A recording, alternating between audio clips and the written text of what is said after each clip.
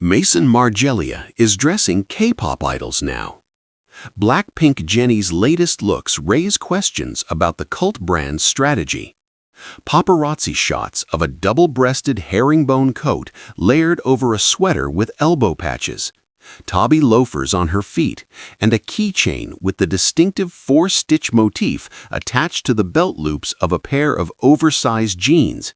Jennie of Blackpink strolls through Incheon Airport in a total look Maison Margiela.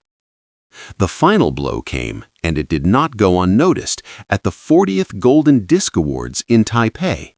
For the occasion, the singer wore look 38 from the Artisanal 2025 collection, the Maison's first under the creative direction of Glenn Martens, reinterpreted for her in a scarlet red. She is the third celebrity to wear this constrictive, deliberately claustrophobic-looking dress. First, Kim Kardashian at last year's Met Gala, then Anya Taylor-Joy at the Governor's Awards in Los Angeles. The reception was extremely positive. "In custom Margiela feels like art that learned how to breathe," wrote one user on X.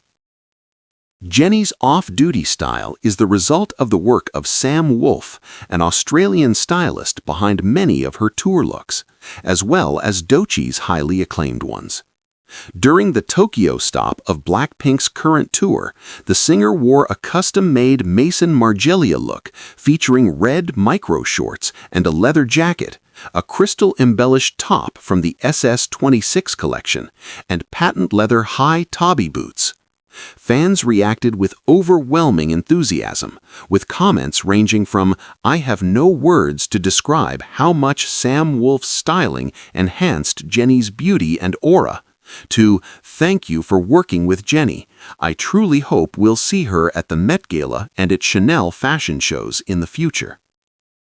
What happened to Maison Margiela's anonymity? Everything looks great, but what would Martin Margiela say, the man who made anonymity the key to his branding? Since its founding, the brand positioned itself far from ambassadors and distinctive logos.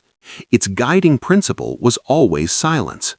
Martin Margiela gave no interviews, took no photos, and never appeared on the runway at the end of shows. In speech, he used the pluralis majestatis. At work, everyone wore the same white lab coat. For him, the Maison was a collective machine, a place to generate meaning through processes of deconstruction and brush up against surrealism without being overshadowed by the presence of a celebrity creative. Nothing was meant to divert attention from the collection. "I don't like the idea of being a celebrity. Anonymity is very important," Margiela states in the docufilm Martin Margiela in his own words.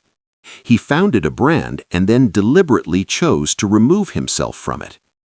Throughout its history, the brand respected the artistic testament of its founder, exercising the power of mystery in an age of overexposure and managing to create a niche of consumers who embraced the brand's intellectual commitment and revolutionary conceptual aesthetic.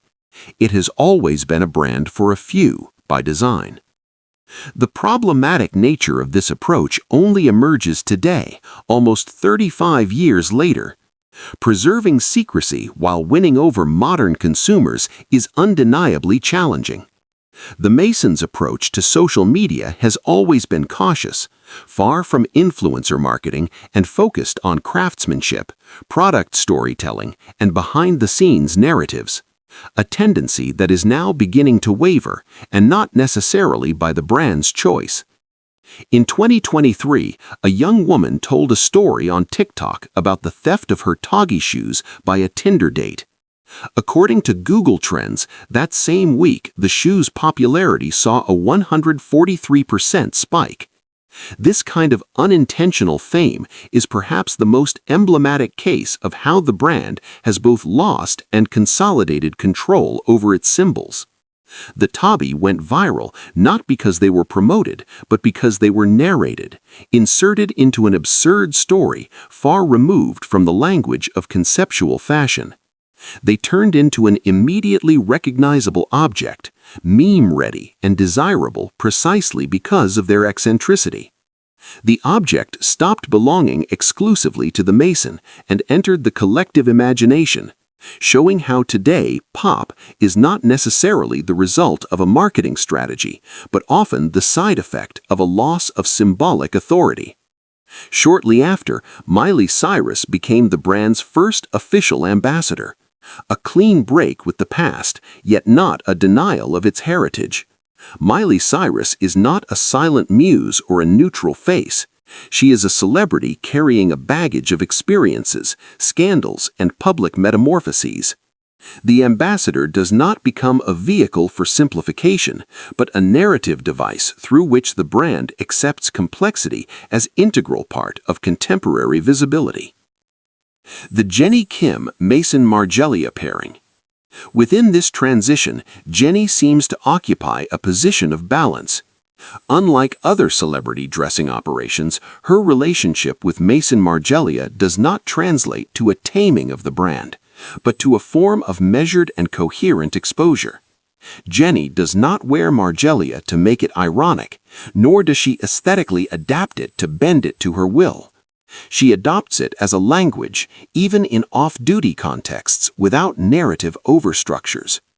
Her image, harsher, less accommodating, distant from the classic femininity of traditional K-pop, aligns with the brand's anti-conformist aesthetic. In this sense, Jennie is not the representation of the popularization of Margiela, but proof that the brand can inhabit the mainstream imagination without giving up its ambiguity. Perhaps this is where the real shift lies, not in becoming easily understandable, but in remaining complex even under everyone's gaze.